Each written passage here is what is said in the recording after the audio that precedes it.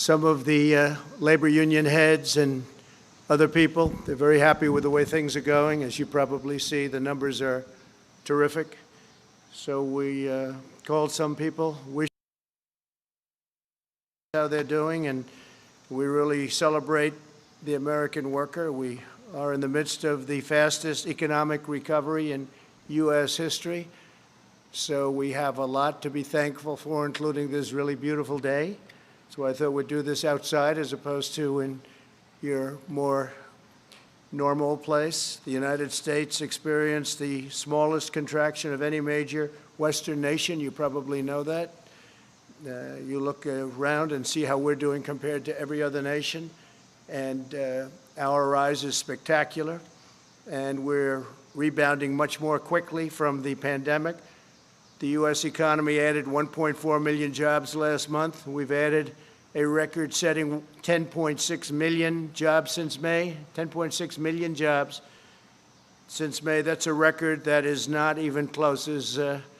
Second place is a long ways away. In July, the Congressional Budget Office was projecting unemployment over 10.5% through the end of 2020. So they thought 2020, and maybe it would be a lot longer than that. Some projections where you'd go through the entire year, and that includes a lot of months in the following year, 2021. And instead, the unemployment rate plunged, really to the surprise of many, all the way down to 8.4% in August, and that's the second largest single-month decline on record, and we have the first. We have both of them. So we have the two number one declines, decline meaning positive, not negative. We're currently witnessing the fastest labor market recovery from an economic crisis in history, world history. By contrast, Biden presided over the worst, the weakest, and the slowest economic recovery since the Great Depression. It was a long, slow slog, and it was a very small on growth and very small on every other factor that you need. It was the weakest recovery. Under my leadership, next year will be the greatest economic year in the history of our country, I project. And some people are starting to agree. We have a V shape. It's probably a super V. And you see what's going on with the stock market, where it's, in certain cases, already setting records. The NASDAQ has set 17 records already, and this is as we're hopefully rounding the final turn in the pandemic. First, we'll end the pandemic under Operation Warp Speed. We've pioneered groundbreaking therapies, reducing the fatality rate 85% since April. You don't hear that from the press very often. They don't like to talk about that. So the fatality rate, 85%. Think of that, since April. The United States has experienced among the lowest case fatality rates of any major country in the world. And we are an absolute leader in every way. Under my leadership, we'll produce a vaccine in record time. Biden and his very liberal running mate, the most liberal person in Congress, by the way, is not a competent person, in my opinion, would destroy this country and would destroy this economy, should immediately apologize for the reckless anti-vaccine rhetoric that they are talking right now, talking about endangering lives, and it undermines science. And what's happening is all of a sudden you'll have this incredible vaccine, and because of that fake rhetoric, it's a political rhetoric, that's all it is, just for politics, because now they see we've done an incredible job, and in speed like nobody's ever seen before. This could have taken 2 or 3 years, and instead it's going to be done in a very short period of time. Could even have it during the month of October. So contrary to all of the lies, the vaccine, that they're politicalized, they'll say anything, and it's so dangerous for our country what they say. But the vaccine will be very safe and very effective, and it'll be delivered very soon. You could have a very big surprise coming up. I'm sure you'll be very happy, but the people will be happy. The people of the world will be happy. Next, we'll return to unprecedented prosperity through our pro-American policies. We'll pass new tax cuts to boost take-home pay. We're going to be cutting taxes very substantially. We get it back through growth. We had tremendous growth until we got hit with the China virus. We'll continue our historic regulatory reduction campaign. We've, as you know, in 3.5 years, we've cut more regulations than any other administration, no matter how long, no matter what period of time you're talking about. We'll enact fair trade deals, and we're working on 7 major fair trade deals right now. And when I say fair, fair to our country, because our country was ripped off by every nation. Friend, foe, didn't matter. Every nation was ripping us off at a level that it's just unbelievable, to be honest. We're going to be expanding opportunity zones, and we will keep that going. It's been a tremendous program. I want to thank Senator Scott, South Carolina, for coming up with that whole concept, because he came up with it and I liked it right away, and it's really turned out to be a tremendous thing, especially for African Americans, Hispanic Americans. We'll continue to unleash American energy. We're #1 in the world, and we're totally energy independent right now. And in 2021, we'll create 10 million jobs at least in the first 10 months. Joe Biden, the radical socialist Democrats, would immediately collapse the economy. If they got in, they would collapse it. You'll have a crash the likes of which you've never seen before. Your stocks, your 401ks. Remember, it's the people that own these massive listed companies. A lot of people, rich people and not so rich people and middle income people, and those stocks will crash like you've never seen before. The Biden plan begins with a $4 trillion tax hike, and that will end everything, including growth. There won't be growth. There'll be total contraction. Biden's also pledged to demolish the U.S. energy industry and implement the same policies causing blackouts in California. He wants to have things lit up with wind. He'll have to talk to China, Russia, India, and lots of other countries, because they're not doing that. And if they're not doing it, it puts us at a tremendous economic disadvantage, and it doesn't work. You take a look at the blackouts in California. It's really rather amazing what's going on there. They've tried to go, and that's just with a small portion going that route. That doesn't work, and it can't fire up our big plants. If we're going to have this great industry that we've created, can't fire up our big plants. Biden's plan for the China virus is to shut down the entire U.S. economy. He's going to totally rely on somebody to walk up, yes, sir, it's time to shut it down. He'd be laying off tens of millions of workers and causing countless deaths from suicide, substance abuse, depression, heart disease, and other very serious illnesses. Because when you do a shutdown, there's a problem on the other side. It's not just from the virus. You have a big problem with suicides, with losing your jobs, with all sorts of things. You just take a look. Depression is a massive problem, and what happens is they turn to substance abuse, alcohol, drugs. So we can't do that. And then we'd have to give up all the gains that I've been talking about over the last 3 months. What we have done is incredible. We're setting records all over the world. No matter where you go, nobody has done what we've been able to do. So we're setting records in jobs. We're setting records in numbers. And you're going to see some very big numbers. Third quarter numbers are coming out right before a very special day, November 3rd. So you have the numbers coming out, and they're, I think, going to be fantastic. You know, I think they're going to be fantastic.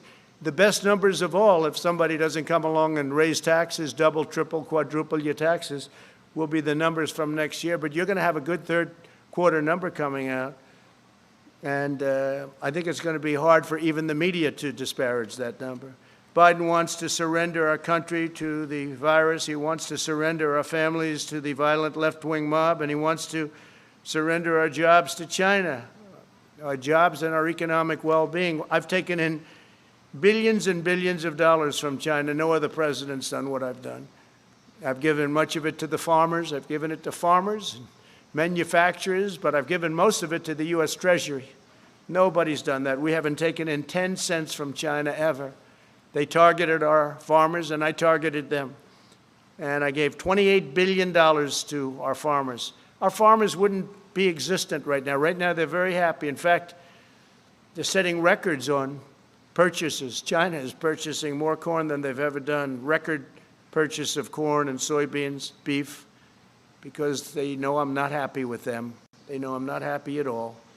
And frankly, I don't want to set the world necessarily to thinking too much about it right now, but there's been no country anywhere at any time that's ripped us off like China has. We lose billions and billions of dollars for years and years, decades. We've lost billions and billions and billions of dollars by dealing with China. We get nothing from China. They get nothing other than loss, other than giving our money, and they take that money and they build their military, and you see they're building up a powerful military. And it's very lucky that I've been building ours up, because otherwise we'd be dwarfed right now by China. It would be a terrible thing, a terrible thing. We're way ahead on the nuclear front. We've upgraded our nuclear. Hope to God we never have to use it. But we would be in a position that we are not in right now. But China is spending the money we give them to build up their military. So when you mention the word decouple, it's an interesting word. So we lose billions of dollars, and if we didn't do business with them, we wouldn't lose billions of dollars. It's called decoupling, so you'll start thinking about it. You'll start thinking. They take our money and they spend it on building airplanes and building ships and building rockets and missiles.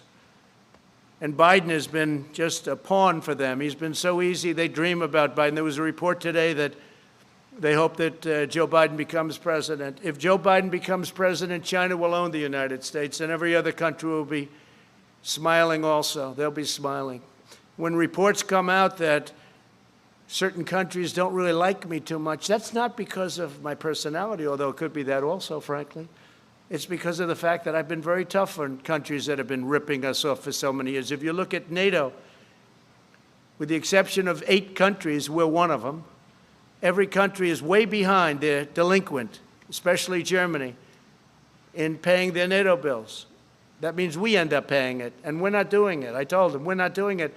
And they've increased their spending now, $130 billion, going up to $400 billion a year. It's all because of me. Then you hear the country doesn't like me. I mean, I can understand that, because President Obama and other presidents, in all fairness, would go in there and they'd make a speech and they'd leave. I went in there, I looked, and I said, this is unfair. We're paying for NATO. We're paying for NATO, almost all of it.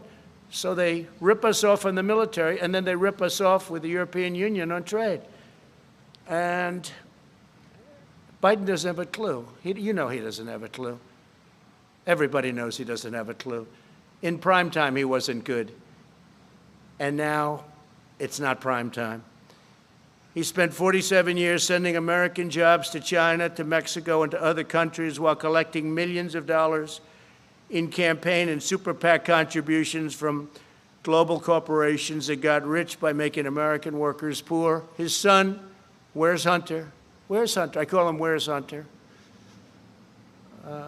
Walked away with $1.5 billion to manage, even though he never did that before. He walked away with a fortune from Ukraine, from China, and from other countries. Between his son and his brother, you ought to read the statements, and the press doesn't pick that up. If I ever did that, it would be hell, even worse than it's been, okay? Even worse than it's been. What he's done is so incredible. I won't give them the $1 billion, he says. I won't give them unless they get rid of that prosecutor. And then voila, they got rid of the prosecutor. And the press doesn't even want to talk about it. You talk about quid pro quo. With me, there was none. With him, he's right on tape, and you don't want to cover it. You should be ashamed of yourselves. The press should be ashamed of themselves. But Biden shipped away our jobs, threw open our borders, and sent our youth to fight in these crazy, endless wars. And it's one of the reasons the military, I'm not saying the military is in love with me, the soldiers are. The top people in the Pentagon probably aren't, because they want to do nothing but fight wars so that all of those wonderful companies that make the bombs and make the planes and make everything else stay happy. But we're getting out of the endless wars. You know how we're doing. We defeated 100% of the ISIS caliphate, 100%. When I came in, it was a mess. It was all over. They have it in a certain color, all ISIS. A year later, I said, where is it? It's all gone, sir. Because of you, it's all gone. because of my philosophy, but all gone. I said, that's good. Let's bring our soldiers back home. Some people don't like to come home. Some people like to continue to spend money. One cold-hearted globalist betrayal after another, and that's what it was. Biden supported NAFTA. He supported China's entry into the World Trade Organization. Two disasters, the most disastrous trade deals in history, both of them. I can't tell you which was worse. They were both terrible. And as you know, I ended it, and I ended NAFTA. And we're looking at the World Trade Organization. They've become much better, I will say that. World Health I got out of because we're spending $500 million. China was spending $38 million, and China controlled it. But World Trade, we're looking at it. They've been very nice to us lately, I will say that, amazingly. We never used to win anything at the World Trade. We'd lose every case. Now all of a sudden we're winning a lot of cases. We just won $7 billion as a case. And they're talking to us much differently than they used to. Because if they don't shape up, we're going to ship out, that's all. We're not treated fairly. China is treated as a developing nation. We're treated as a nation that's fully developed. We're not fully developed as far as I'm concerned. When you look around at Portland and you see what these Democrats are doing to our cities, take a look at what's happening in New York and Chicago, where you have Democrat-run cities and mayors that are running and governors that are running states so badly and mayors running cities so badly. It's very sad to look at it. It's Democrat-run. Every one of them that I see. I guess we could probably find one or two that aren't, but so far I haven't been able to.